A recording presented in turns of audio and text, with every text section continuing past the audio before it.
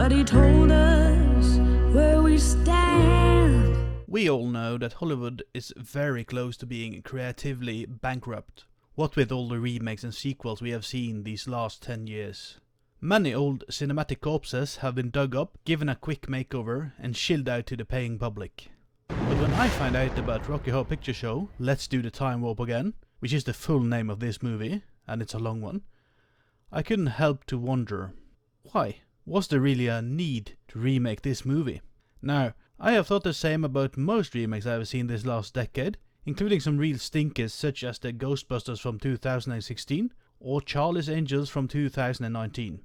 So a remake of a 40-year-old movie would make more sense, as it is at least decently old.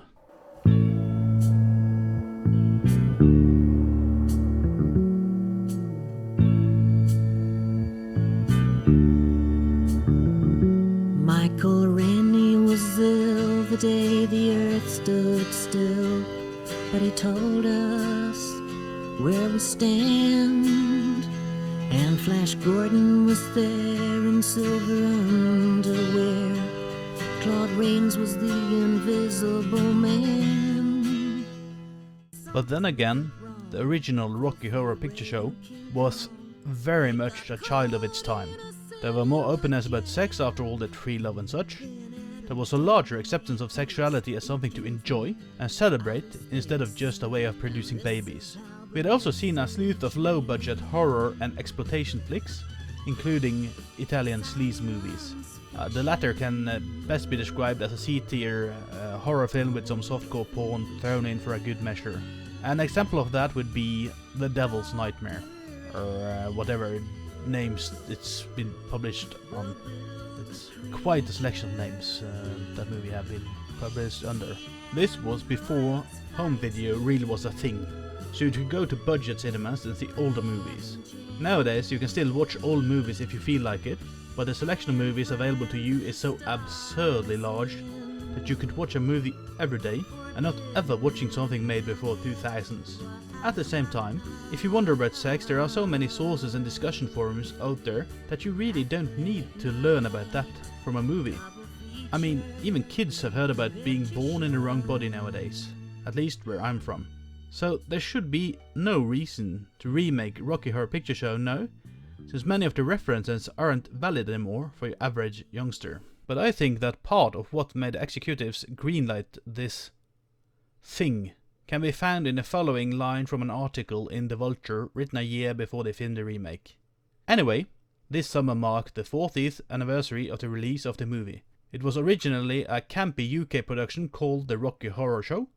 The movie version, which was brought to America by producer and manager Lou Adler, became an unaccountable cult hit for years and then decades, and now takes a place on the list of the most profitable films of all time.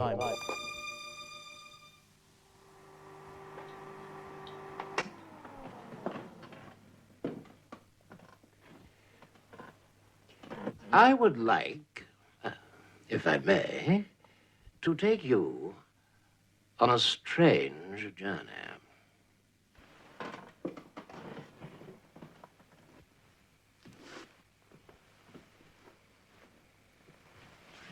So I think it's safe to say that they were hoping for some big earnings by doling out a remake such as this. As far as I can gather, it was not released in cinemas, but a made-for-TV film with a comparatively good budget of $20 million according to IMDb. But I don't doubt the intentions of the main actors. 2 quotes from a Vanity Fair article in this movie follows. Director, executive producer, and the guy that made dance routines. I had some troubles pronouncing choreographer. Kenny Ortega said this about Laverne Cox, which has the role of Frankenfurter in this new movie.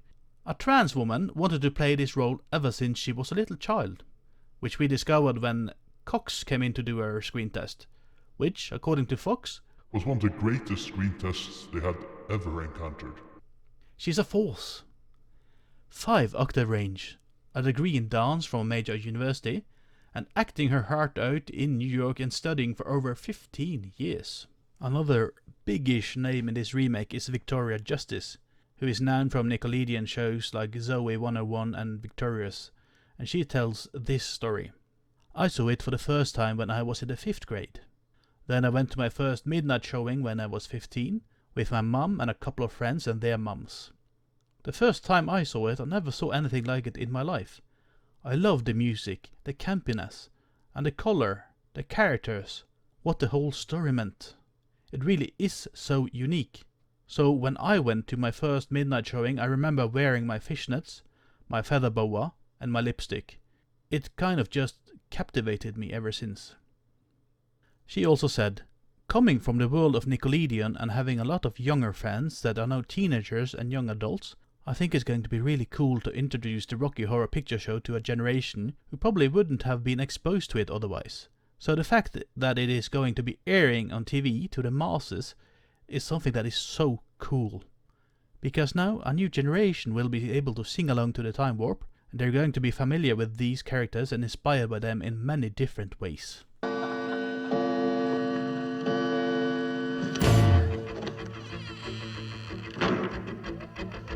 It's astounding. Time is fleeting. Madness takes its toll. But listen closely. Not for very much longer. I've got to keep control.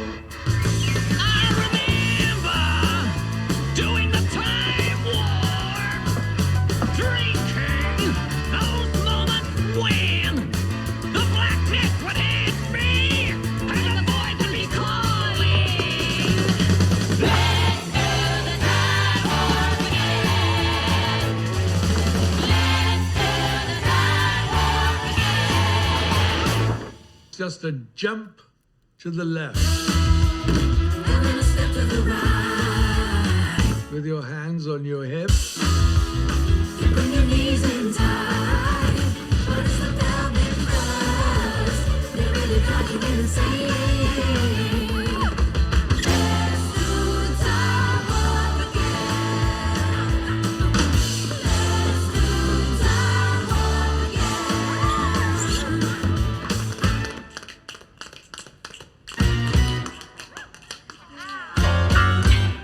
So, I decided to take in this movie in an objective manner, or as close to an objective manner as I could get, to see if it is as bad as feared by legions of Rocky Horror Picture Show fans.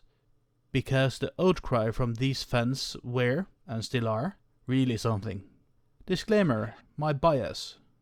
The original Rocky Horror Picture Show was a very important film for me in my teenage and formative years. I dabbled in a bit of cross-dressing, but it never took. My favorites were Columbia, played by Little Nell, also known as Nell Campbell, and Riff Raff, played by Mr. O'Brien himself.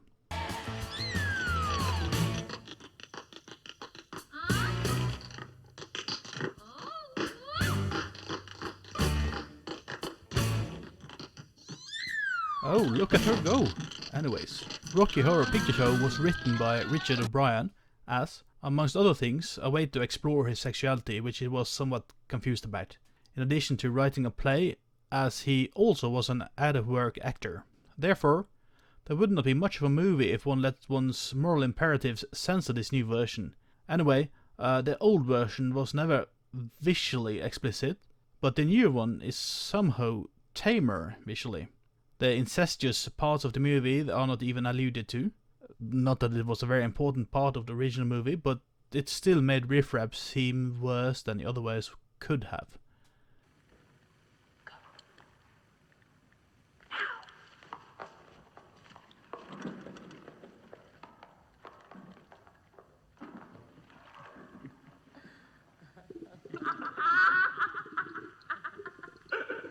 Our noble mission has almost completed, my most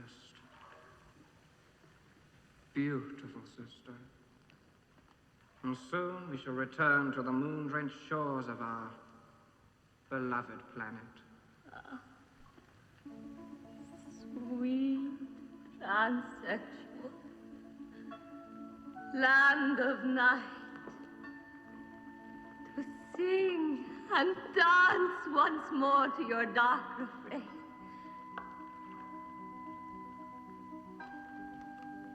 To take that step to the right.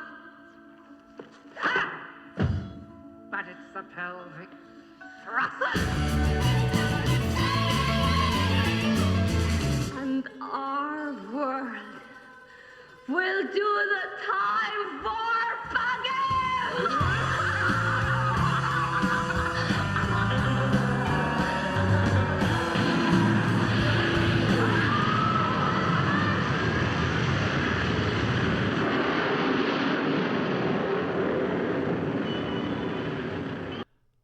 Make no mistake though, the new version is vastly more diverse than the older one. Now for some folks this might be a bad thing, for others it might be considered a good thing. I am personally not going to take a stance here, I'm just going to point out the facts, and let everybody else figure out what they feel about that. Now, the movie comes off as much more glamorous. The new actors are, in general, much more good looking than the folks in the original movie. They're kind of slicker looking. The guests were much more like freaks in the original, but in this newer movie, they just seemed like a very diverse crew of K-pop stans, goths, and glamorous neopunks. Finally, I just have to add that it feels weird to use a word like glamorous when describing anything related to Rocky Horror Picture Show, but that is a word that comes to mind. Glamorous.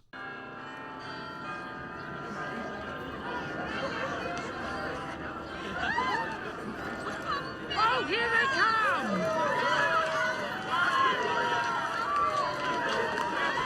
All the grandparents, parents, close friends.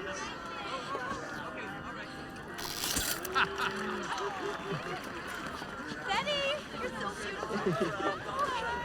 Hey, Ralph. Well, guess we really did it, huh? Oh, I don't think there's any doubt about that. You and Betty have almost been inseparable since you met in Dr. Scott's refresher courses. To tell you the truth, Brad, that was the only reason I showed up in the first place. Oh my gosh! Hurry, hurry! Hey, Brad, Betty's gonna throw her bouquet. Hey everyone, this is it! Are you ready?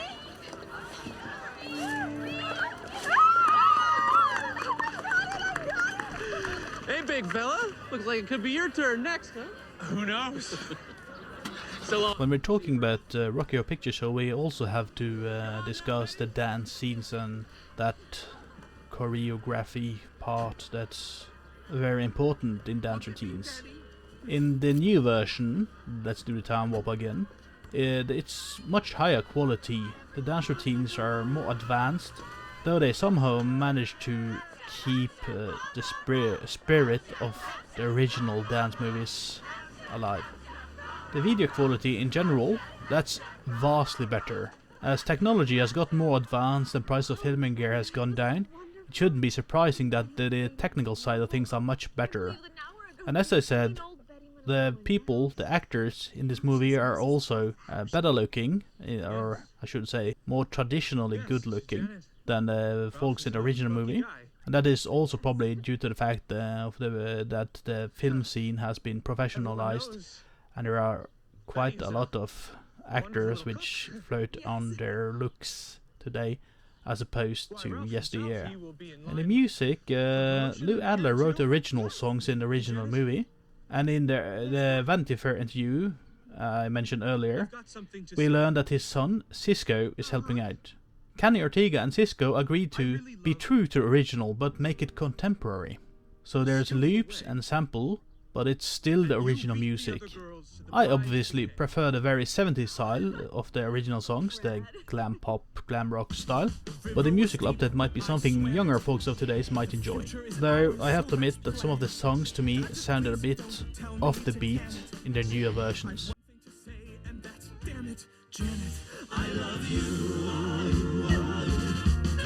The road was long, but I ran it. There's a fire in my heart and you fan it. If there's one fool for you, then I am it. Now I've one thing to say, and that's damn it, Janet, I love you. Here's the ring to prove that I'm no joker. There's 3 ways that love can grow. That's good, bad, or mediocre. Oh, Janet, I love you so. There are some parts of the new movie, Let's Do the Time Warp Again, which I consider a bit confusing.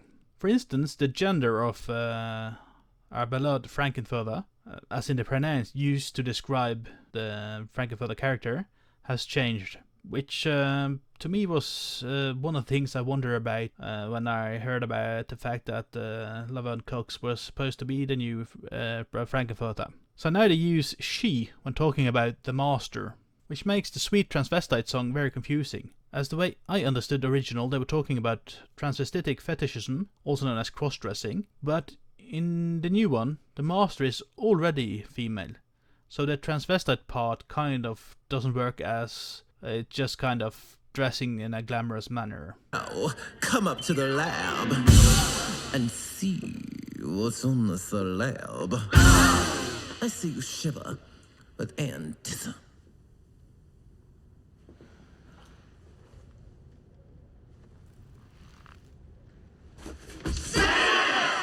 Patient.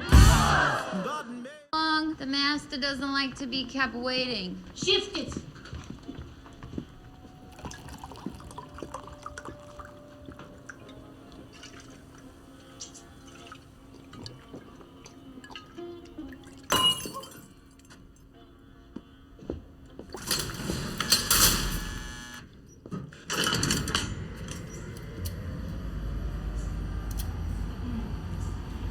Is she, Frank, I mean, is she your wife? The master is not yet married, nor do I think she ever will be. We are simply her servants. Furthermore, as touched upon earlier, writing Rocky Horror was Richard Bryan's way of working out his own sexual identity back in the 70s. So, for a man to go out and say, I wanted to look just like Fay Wray, was weird, as she was a very glamorous lady back in the 30s. For a woman to go out and say the same was not problematic. After all, this hypothetical lady was just saying that she wanted to dress like another glamorous lady. So Laverne Cox is a trans woman, and there's nothing wrong for a woman to want to dress like a woman. Which means that, yeah, the line doesn't say anything else than that the woman in question likes the fashion of 90 years ago, as King Kong with Fay Wray was filmed in 1933. While I've been talking about this, you have seen a few pictures of Fay Wray in King Kong, and I guess that it was kind of scandalous that she showed her bra all the time in King Kong. So I guess it could be that look Frankenfurter was after. It might be tasteless for me to point this out, but the planet of transsexual Transylvania also gets another meaning now, as there is an actual trans woman in the role of Frankenfurter. Transvestites and transsexuals have historically been the red-haired stepchildren of the LGBTQ+ crowd. Many of the folks in the gay crowd used to think trans women or trans men were only queer folks who wouldn't accept that they were homosexual, and they had to kind of change their gender to live with it, as to a closer mirror the male and female dichotomy we all know. The idea was that if a gay man changed his gender and were allowed to be addressed as women, it would be almost heterosexual. Transvestitic fetishists and crossdressers were, unlike drag queens, overwhelmingly heterosexual men.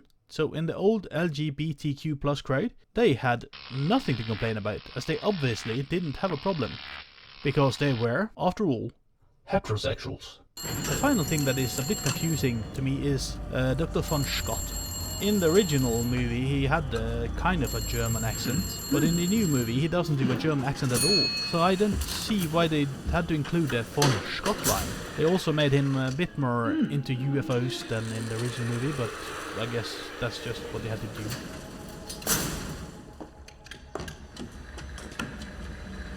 Great Scott.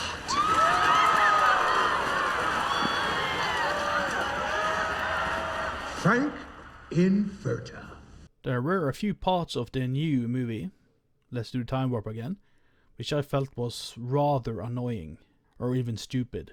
For instance, we got my favorite Riff Raff. He's now an emo. Yeah. And the actor tries so hard to emulate the speech patterns of Richard O'Brien that it's almost a parody.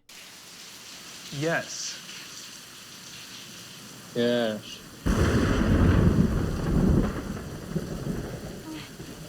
I think perhaps you'd better both come inside.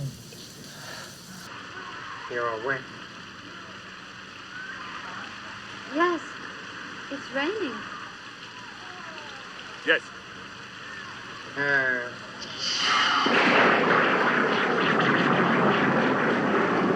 I think perhaps you better both come inside.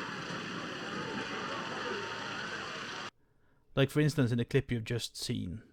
I mentioned earlier that my favorites were always Colombian riffraff. The latter is, as I said, an emo now, and the former is a punkish kind of young lady, as opposed to the 50s family dancer look she had in the original.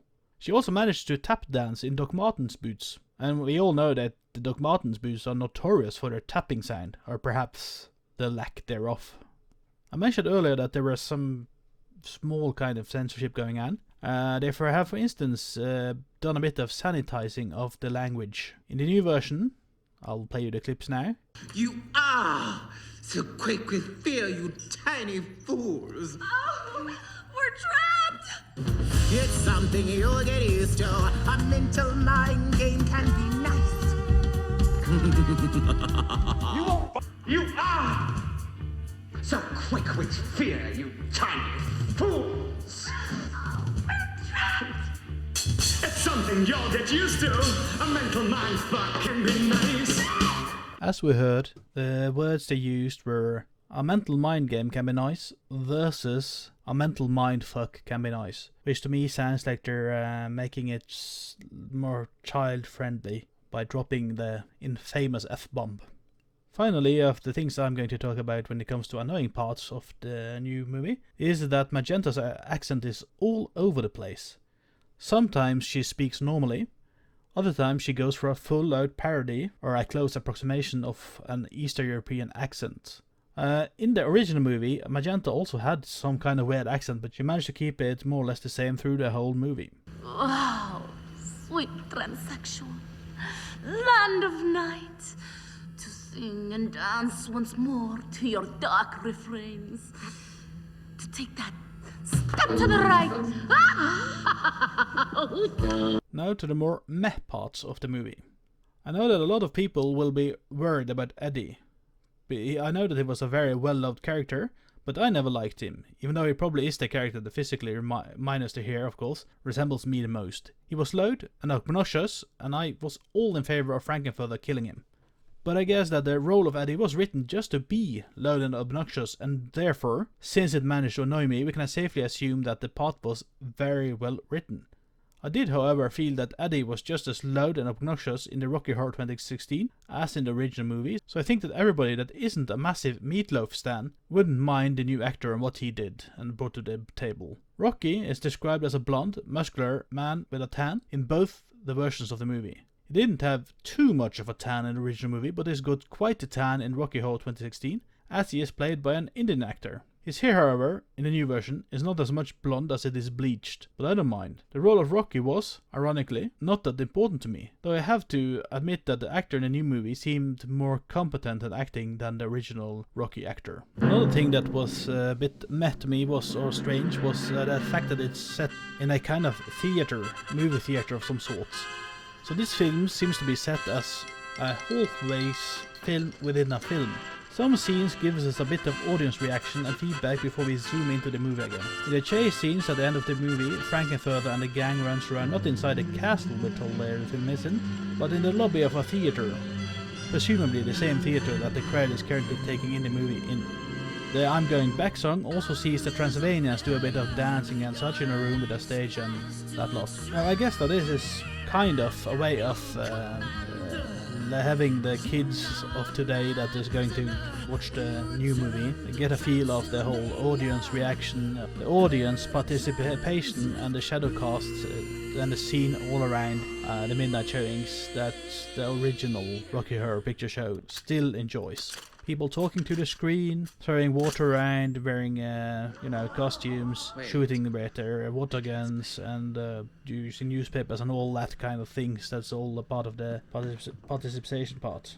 There is also a band, including 3 backup singers, that plays music on screen in many of the songs. Of course, it makes more sense logically that if the music swells and someone just bursts into song, the music has got to come from somewhere. So it could be considered a meta-commentary on that as the reason why the band is shown, but it still misses the point of the genre of musicals. You don't need to see it all. Finally, after having read interviews with the folks behind this remake, actors, producers and directors alike, it seems like this is more of a passion project for a lot of them than a way to pay the bills. And I would like to reiterate that I'm not talking down the people acting in the movie. I'm more concerned about the board behind the whole thing that decided to greenlight a remake of this 41-year-old movie and kind of trying to update it to the modern life. My closing thoughts. I was happy that Tim Curry got a bit of respect for his part. He have been torn about this movie through the years, but it seems to have fallen down on the positive side of the whole experience. I am really happy that he, in the role of the narrator/criminologist, got a bit of audience adornment. After all, the biggest cheer from the audience in the theater within the movie was for him. We all know that he had a stroke in 2012 and is bound to a wheelchair. According to himself, he offered to play the part of Von Scott since he already was in a wheelchair, but the director preferred him as a criminologist. The premise behind the exercise of comparing the original 1975 movie and the 2016 remake might seem flawed, but I tried my best, as they say in the song, I did it all, to give it a fair going over. I'm just hoping that this movie might inspire youngsters to watch the original movie as well, and hopefully either one of these movies will be helpful for people that are trying to work out their sexuality and find their place in the world. The takeaway message of the movie is even more interesting, and it should be very applicable outside the realm of sexuality, and we all know what that message is. It is Rocky Horror Picture Show. Tim Curry. Tim Curry. Yep, Tim Curry. Don't dream it, be it. That's the one. Don't dream it, be it. Don't just dream about whatever life could be.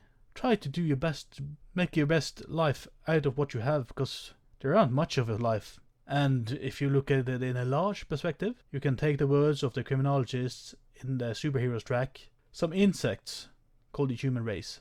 That's what you are. But even though we might be insects, every one of us needs to don't dream it. We need to be it. Be the best insect that we can be.